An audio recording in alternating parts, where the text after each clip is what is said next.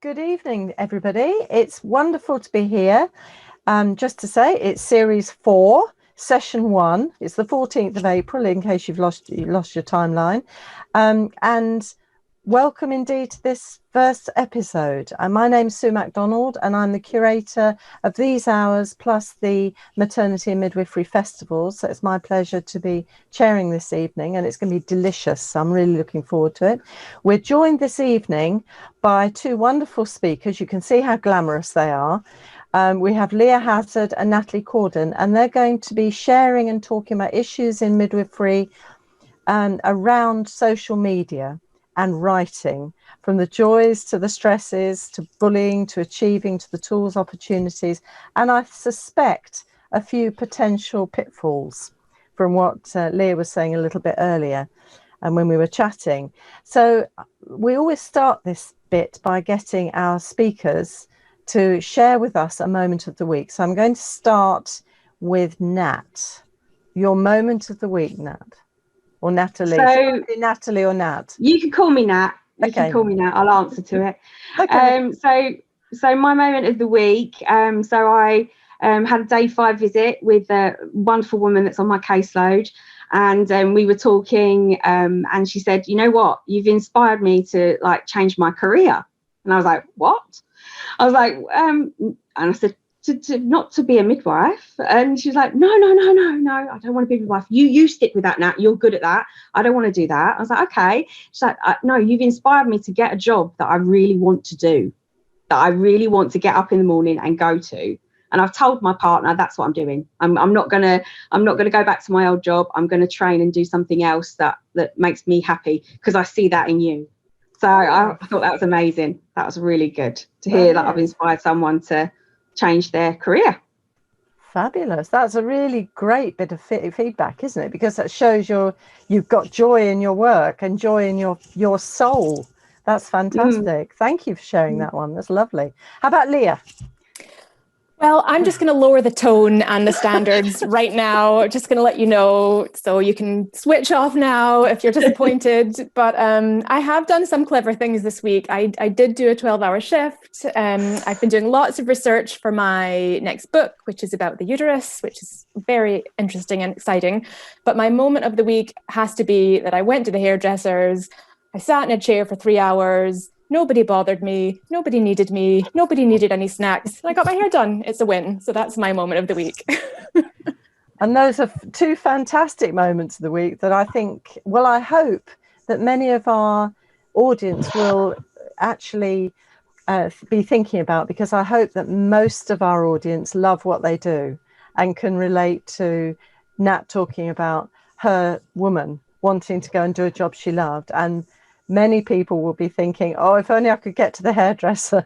So there might be a little bit of envy there, but never mind, we'll live with that. Yes, some there and some here too, I'm afraid. So thank you very much for that. We're going to just start with the usual thing. I always introduce this by just reminding people it's been over a year now since the COVID pandemic was announced, and we've had to move from having face-to-face events, face-to-face conferences. And we designed these sessions really for midwives, for student midwives, for doulas, for people who wanted to become student midwives, and also other people within the maternity services, to have an opportunity for some continuing profession development and some information in a sort of quite portable, quite manageable style. So, because I know people were very, very busy and couldn't really handle a long time of reading or preparing things. So this hour was really designed to give you lots of information in a really good way. So I hope those of you who are with us are going to enjoy it. I think the feedback we get is very good. So I hope you do. They're going to be accessible. If you miss any bits, they'll be accessible after this. And if any of you've missed any other of the other events, they're all available on Matflix. And I have to say, Matflix are fabulous for those of you who are doing assignments, essays, dissertations, any of you who are doing your revalidations, get along to Matflix, because there's so much information, so much up-to-date stuff that you can get to really work on and use. And that's all on video. Everything that we do is recorded for the future. So it's fantastic. And we've had, from the news point of view, we've had a strange week because we've been in lockdown and we're now slowly coming out of it, going on this roadmap in a very sedate sort of way. So this week is, as many of you will be able to tell me, there's been opening of pubs outside, hairdressers inside, and some shops.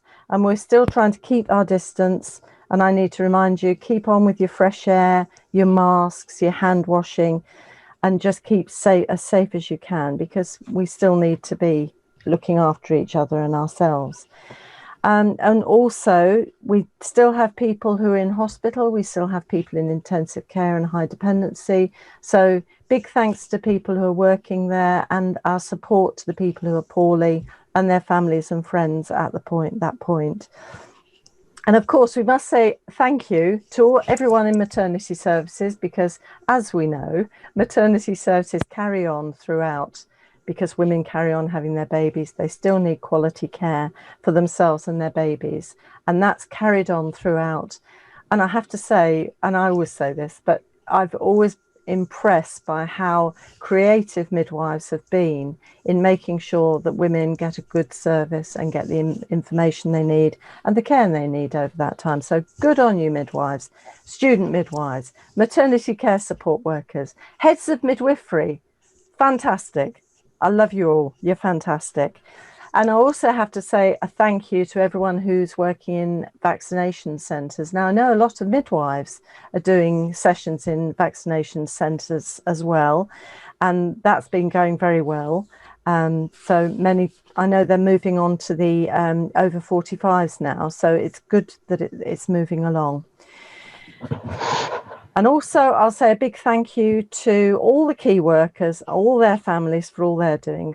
We can't forget, we're still in the pandemic and we're still living with it. So it's still big thank you.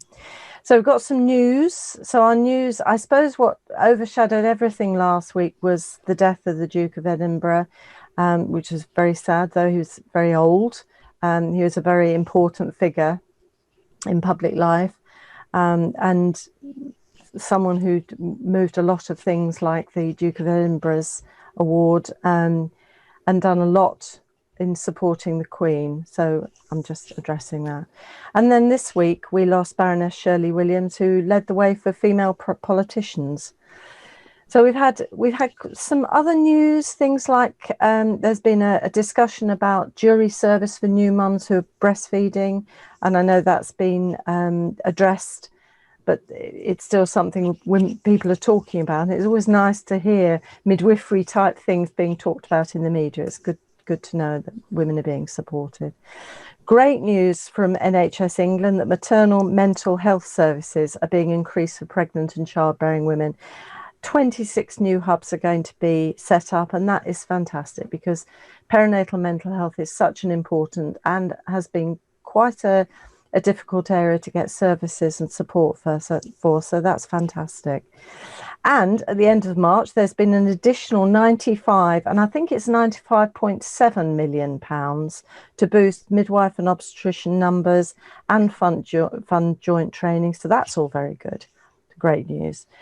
And then we've got Donna Ockenden has been appointed as the president for Baby Lifeline. So congratulations to Donna. I'm sure she's going to be a really big attribute for Baby Lifeline.